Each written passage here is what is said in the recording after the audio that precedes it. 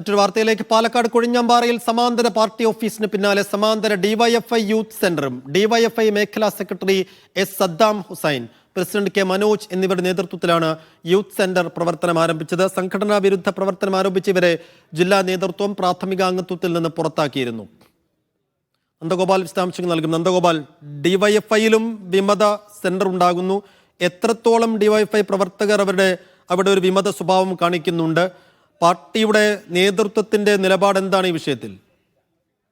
കൊഴിഞ്ഞാമ്പാറയിൽ ഈ പ്രശ്നങ്ങൾ കൂടുതൽ വഷളാവുന്നു എന്നുള്ളതാണ്. നേരത്തെ തന്നെ ഈ മേഖലാ സെക്രട്ടറി സദ്ദാം ഹുസൈനെയും പ്രസിഡന്റ് കെ മനോജിനെയും പാർട്ടിയുടെ പ്രാഥമിക അംഗത്വത്തിൽ നിന്നും പുറത്താക്കിയിരുന്നു. അതായത് ഇവർ ഈ ബ്ലോക്ക് കമ്മിറ്റി യോഗത്തിൽ പങ്കെടുക്കുന്നില്ല, ഒപ്പം സംഘടന അടിസ്ഥാന നിലപാടുകളിൽ നിൽക്കുന്നില്ല, സംഘടനാ വിരുദ്ധ പ്രവർത്തനങ്ങൾ നടത്തുന്നു എന്നുൾപ്പെടെ ചൂണ്ടിക്കാട്ടിയാണ് ഇവർക്കെതിരെ നടപടി സ്വീകരിച്ചത്.